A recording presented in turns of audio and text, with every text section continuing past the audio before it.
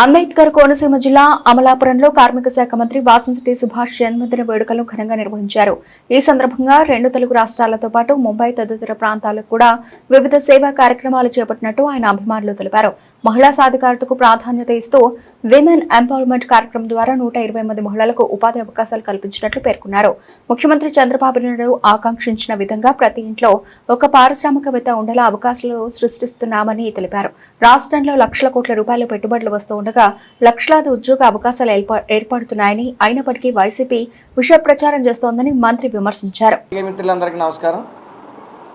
ఈరోజు నా పుట్టినరోజును పురస్కరించుకుని 100 సేవా కార్యక్రమాలు ఒకే రోజని ఒక కార్యక్రమాన్ని ముందుకు తీశారు. కుల మతాలకు అతీతంగా సుమారు 100 కార్యక్రమాలు, సేవా కార్యక్రమాలు ఇరు రాష్ట్రాల్లోని, అలాగే అండమాన్ నికోబార్లోని, ముంబైలోని కూడా సేవా కార్యక్రమాలు చేయడం జరిగింది. అదేవిధంగా ఉమెన్ ఎంపవర్మెంట్లో భాగంగా ఈరోజు రామచంద్రపురం నియోజకవర్గంలో 125 మంది మహిళలకు ఉమెన్ ఎంపవర్మెంట్ అనేది కల్పించడం జరిగింది. అందులో ముఖ్యంగా మిల్లెట్ హౌస్ కానీ, అలాగే ఎమరాన్ ఫుడ్ ఇండస్ట్రీ తీసుకురావడం, తద్వారా ఒక 50 మందికి ఉపాధి కల్పించడం, అదేవిధంగా 3 ఆటోలు సిఎస్ఆర్ ఫండ్ మీద తెచ్చి మహిళలకు, ముఖ్యంగా స్కూల్ పిల్లలకి, ఎవరైతే ఇంటర్ స్కూల్ పిల్లలు ఎవరైతే ఇళ్ళు దూరంగా ఉండి నడిచి వెళ్ళే వాళ్ళు కానీ, బస్సు అందుబాటులో లేక ఇబ్బంది పడే వాళ్ళకి కానీ అందుబాటులోకి తీసుకురావడానికి అక్కడ చేర్చడం, అలాగే టిష్యూ పేపర్స్ సంస్థ ఒకటి స్థాపించడం, అలాగే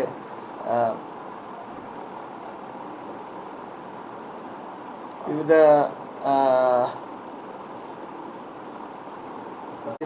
పెట్టడం జరిగినాయి. అదేవిధంగా ఎంబ్రాయిడింగ్ కానీ, అదేవిధంగా బ్యూటీ పార్లర్ కోర్సులు నేర్పిన వాళ్ళకి కూడా అక్కడ కొన్ని షాప్స్ కేటాయించి వాళ్ళని ఎంకరేజ్ చేయడం జరిగింది. అయితే చంద్రబాబు నాయుడు గారి కోరిక ఇంటికొక పారిశ్రామికవేత్త రావాలి అనే ముఖ్య ఉద్దేశంతో మరి ఈ కార్యక్రమాలు చేయడం జరుగుతూ ఉంది.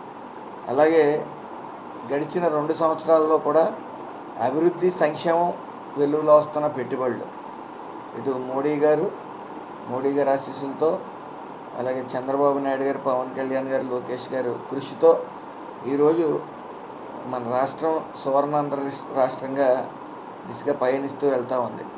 ఎందుకంటే పెట్టుబడులు సుమారు ఇప్పుడు వరకు లక్షల కోట్లు పెట్టుబడులు రావటం, 23 లక్షల ఉద్యోగాలు ఇవ్వడానికి సర్వం సిద్ధం చేయటం, విష ప్రచారం లేకపోతే విషం చెమ్మటం, ఇదే ఫార్ములాతో ముందుకు వెళ్తూ ఉంది వైఎస్ఆర్సీపీ. ముఖ్యంగా వాళ్ళకి ఈ డిఎస్సి ఎంత క్రిస్టల్ క్లియర్గా జరిగిందో అందరికీ తెలిసినప్పటికీ, ఏదైతే 430 కేసులు పడ్డాయో ఆ కేసులన్నీ కొట్టేసి మీరు డిఎస్సిని నిర్వహించండి అని చెప్పి కోర్టు ఆదేశించినప్పటికీ, కోర్టులో వేసి భంగపడ్డ వాళ్ళని మళ్ళీ డ్రామా ఆర్టిస్టులా తీసుకుని వచ్చి ఏదో విష ప్రచారం చేయడానికి ప్రయత్నించడం, వెంటనే అది తిప్పికొట్టడం కూడా జరిగింది. ఆ నిజాలన్నీ కూడా మీడియా ముందు పెట్టడం జరిగింది. అయితే ఈ విష ప్రచారాన్ని నమ్ముకోవటం, లేకపోతే బూతులు తిట్టించడం. మొన్న కోడిగుడ్డో బాతుగుడ్డో మంత్రి అవడం, మాజీ మంత్రి ఉంటాడు గుడివాడ అమర్నాథ్, అతను అసలు మనిషిలా కూడా మాట్లాడట్లేదు. పైకెక్కి స్టేజ్ మీదకి వచ్చి మహిళల పట్ల అనుచిత వ్యాఖ్యలు, హోమ్ మినిస్టర్ స్థాయిలో ఉండే ఆవిడ ఇప్పుడు ఆడవాళ్ళకి మేకప్ వేసుకోవడం తప్పని వింత వాదనకు దిగాడు. మరి వాళ్ళ ఇంట్లో ఆడపిల్లలు ఎంత దురదృష్టవంతురాల్లో, లేకపోతే కర్మగాలు అటువంటి వాడిని మరి ఎవరు చేసుకున్నారో తెలియదు. కానీ మరి ఎందుకంటే ముస్తాబ్ అనేది ఆడవాళ్ళు జన్మ హక్కు, మగవాళ్ళకి ఏముంటుంది, ఒక షర్టో ప్యాంటో, మెళ్ళో గొలుసు. ఆడవాళ్ళకి కాటుక, కుంకుమ బొట్టు, చౌలీలు, ముక్కు పుడక, వడ్డానం, వంకీలు, గాజులు, పట్టీలు, ఇవన్నీ ఈ సంస్కృతి, మన సంస్కృతి. అయితే అతనికి కనీసం అవేమీ తెలియకుండా ఆడవాళ్ళ పట్ల అనుచిత వ్యాఖ్యం చేయడం, అసలు ఆ తారు డబ్బా ముఖం వేసుకుని ఎలా మాట్లాడుతున్నాడో కూడా అర్థం కాదు, ఏం మాట్లాడుతున్నాడో కూడా అర్థం కాదు. అతను బుల్లెట్ ప్రూఫ్ కారులో మేము వాడినియే మీరు వాడుతున్నారు అంటున్నాడు. అంతకుముందు ఎవరు వాడారో మరి అవన్నీ తెలియకుండా ఏదో మాట్లాడుతున్నాం, ఏదో కాంట్రవర్సీ వ్యాఖ్యలు చేస్తే ఇంకా మనం జనాల్లో ఉండొచ్చు అని ఆలోచిస్తున్నారు తప్ప ఇలాంటి వ్యాఖ్యల వల్ల మరి దిగజారిపోతున్నారని. అలాగే ఏదైతే బుల్లెట్ ప్రూఫ్ కార్ల గురించి ఈ ప్రస్తావించాడో జీవితకాలంలో అతను మళ్ళీ ఎక్కలేడు, అందులో ఏ విధమైన సందేహం లేదు. ఆ 5 ఏళ్ల పాలన చూసి, ఆ బూతులు చూసి 5 ఏళ్ల పాలన చూసి ఆ 150 ఓట్ల నుంచి 5 లేపారు, 11 మిగిలింది. ఇప్పుడు మళ్ళీ వీళ్ళు ఎంత చేష్టలు చూసి 1 లేపుతారు, ఇంకొకటి మిగులుతుంది. ఏదేమన్నప్పటికీ ఈ రపరపా నరికేమని వాళ్ళ అధినాయకుడు ఆదేశించాడు. ఇంకా అప్పటి నుంచి వాళ్ళ ఇష్టానుసారం ప్రవర్తిస్తున్నాడు. అలాగే మళ్ళీ ఆ తల్లిని చెల్లిని గెంటేశాడు. అది ఆదర్శంగా తీసుకుని వాళ్ళ నాయకులందరూ ఆడవాళ్ళని కించపరుస్తూ మాట్లాడుతూ ఉన్నారు. ఇవాళ హోంశాఖ మంత్రి గారు ఎక్కడ ఏ సమస్య ఉన్నా సరే రెప్పపాటు సమయంలో అక్కడికి హాజరవుతూ ఉన్నారు. ఇవాళ లా అండ్ ఆర్డర్ ఎంత క్రిస్టల్ క్లియర్గా ఉందో మీరు చూస్తూ ఉన్నారు. గత 5 ఏళ్ల పాలనలో ఎలా ఉంది క్రైము, ఇప్పుడు గణనీయంగా తగ్గిందా లేదా? గత 5 ఏళ్ల పాలనలో గంజాయి ఎలా ఉంది, ఈ 2 ఏళ్ల పాలనలో గంజాయి ఉక్కుపాదం మోపడం జరిగింది. ఇవన్నీ చెప్పుకుంటా పోతే అసలు వాళ్ళకి ఏమన్నా చిత్తశుద్ధి ఉంటే 40% ఓట్లు వచ్చినాయి కాబట్టి ఆ 1 కోటి సంతకాలు 1/2 కోటి సంతకాలు అవసరంలా, అసెంబ్లీకి వచ్చి వాళ్ళు మాట్లాడితే బాగుంటుంది. దొంగచాటుని సంతకాలు ఎట్టి వెళ్ళిపోవటం, మళ్ళీ అక్కడికి వెళ్ళి ఫేక్ ఉద్యమాలు చేయటం, అసలు వాళ్ళకి అర్థమవుతుంది. వెన్నుపోటు దినమని అని మాట్లాడుతూ ఉన్నారు. అసలు ఆ 151 11 పడిపోయిన తర్వాత వాళ్ళు చేసిన పని ఏంటి? అడుక్కుని తిరిగారు, ప్రతిపక్షం కావాలి. భిక్షాటన దినంగా ప్రకటించాం ఆ రోజున. ఇంకా ఆ రోజు నుంచి ఈ రోజు వరకు అడుక్కుంటానే ఉన్నారు. వాళ్ళకి తెలీదా ప్రజలు ఇచ్చేది ప్రతిపక్షం అని? ఏదేమన్నప్పటికీ ఏదో అవగాహన లేనితనంతో చేస్తున్నట్టు చేస్తున్నారో మరి. ఈ విష ప్రచారం చేయటం వల్ల ప్రజలేం తెంగరవాళ్ళు కాదు, తెలివైన వాళ్ళు కాబట్టి 151 నుంచి 11కి పడుకోబెట్టారు. కాబట్టి వాళ్ళు మానసిక స్థితి ఎవరిది పోలా, ఇష్టానుసారం మాట్లాడుతూ ఉన్నారు. ఏదేమన్నప్పటికీ ఇలాంటి కోడిగుడ్డు మాజీ మంత్రులు చేసే వ్యాఖ్యలు మరి మహిళలు అందరూ ఆలోచిస్తూ ఉన్నారు, ఎంత గౌరవిస్తున్నారు వీళ్ళు మహిళలు. కానీ మహిళలను దృష్టిలో పెట్టుకుని 3 సిలిండర్లు ఉచిత సిలిండర్లు కానీ, ఉచిత ఫ్రీ బస్సు కానీ, తల్లికి వందనం కానీ, ఎక్కడన్నా ఆడబెట్టిని ఏమైనా చేస్తే సొంత పార్టీ వాళ్ళని కూడా ఉపేక్షించిన పార్టీ తెలుగుదేశం ఎన్డీఏ కూటమి. ఇక్కడ సొంత ఆడవాళ్ళని జగన్మోహన్ రెడ్డి గారి భార్యని ఒకళ్ళు కించపరిచి మాట్లాడితే అతన్ని కిరణ్ అనే అతను కూడా యూట్యూబర్ని కూడా లోపల వేయడం జరిగింది నాన్ బెయిలబుల్ కేసులతో. అయినప్పటికీ వీళ్ళ ఆడవాళ్ళని కించపరచడం.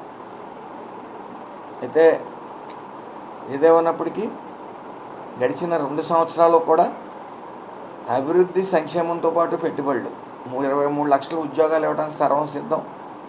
అలాగే రానున్న కాలం 3 సంవత్సరాల్లో కూడా మరిన్ని పెట్టుబడులు రావటం ఖాయం. తద్వారా ఈ రాష్ట్రంలోనే కాకుండా ఇతర రాష్ట్రాల నుంచి కూడా మన రాష్ట్రానికి వచ్చి ఉద్యోగాలు చేసుకునే పరిస్థితిలో రొటేషన్ అనేది ఎక్కువ జరుగుతుంది. అలాగే భవన నిర్మాణ కార్మికులు ముఖ్యంగా ఈ పెట్టుబడుల వల్ల వాళ్ళు ఉపాధి పొందుతారు. 365 రోజుల్లో 300 రోజులు పని దినాలు దొరికే పరిస్థితి మరి భవన నిర్మాణ కార్మికులకు ఉంటుంది. ఏదేమన్నప్పటికీ వాళ్ళు పాలన చేత కాలేదు, కూర్చోబెట్టారు మూలన.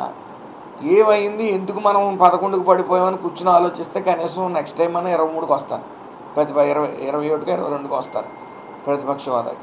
అలా కాదు, మేము విధ్వంసం, విష ప్రచారం, బూతులు తిట్టడం వీటినే ఫాలో అవుతామంటే 11 1కి వస్తుంది.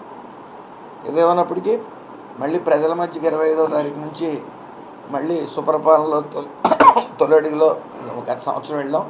ఈ సంవత్సరం కూడా 25వ తారీఖు నుంచి జరిగిన అభివృద్ధి సంక్షేమం సగౌరవంగా డోర్ టు డోర్ తీసుకెళ్ళి చెప్పే ప్రక్రియ మళ్ళీ పార్టీ ఆదేశించింది. కాబట్టి మళ్ళీ ప్రజల వద్దకి మళ్ళీ ప్రజల్లోకి వెళ్ళడానికి రెడీ అవుతా ఉన్నాం. Thank you.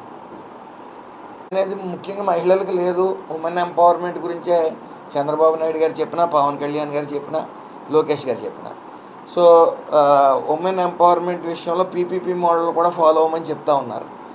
దాంట్లో భాగంగానే ఈ ఉమెన్ ఎంపవర్మెంట్ సూక్ష్మ చిన్న మధ్యతరగతి పరిశ్రమల్ని ఎంకరేజ్ చేయడం, అలాగే మష్రూమ్ పెంపకాలు, హార్టికల్చర్, ఇటువైపు ఆర్గానిక్ ఫార్మింగ్, ఇటువైపు అడుగులు వేస్తే బాగుంటుందని ముఖ్య ఉద్దేశంతో ఆ వైపు అడుగులు వేస్తూ ఉన్నాం. పక్క పెట్టుబడులు కూడా వస్తూ ఉన్నాయి. కాబట్టి చదువుకున్న వాళ్ళకి రానున్న కాలంలో ఎక్కడ నిరుద్యోగ సమస్య అనేది లేకుండా ఉంటుంది.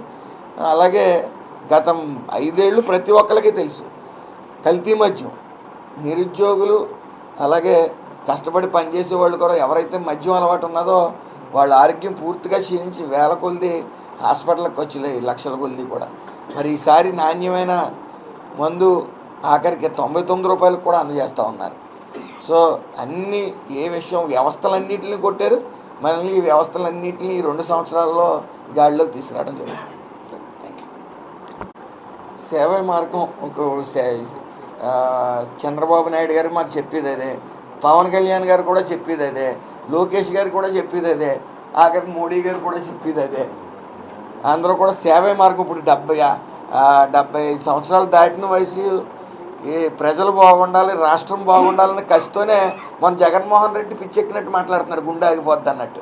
ఇవి ఆయన చెప్పి పిట్టకథలు మావి గన్నం ఆ గన్నులు ఈ గన్నులు అని చెప్తున్నాడు. జనం నవ్వుకుంటున్నారు. అతనికి రాత్రి పగటకళ్ళు వస్తూ ఉన్నాయి, లేకపోతే పగటకళ్ళు వస్తూ ఉన్నాయి రాత్రులు పగల్లోని. అవి బాబు జడిసిపోతున్నారు. ఆయన గుండె చాలా గట్టిది. రాష్ట్రాన్ని సువర్ణ రాష్ట్రంగా తీర్చిదిద్దేంత వరకు ఈ 75 సంవత్సరాలు కాదు, ఇంకో 75 సంవత్సరాలు బతుకుతాడు ఆయన. మోడీ గారు కూడా అంతే. అందులో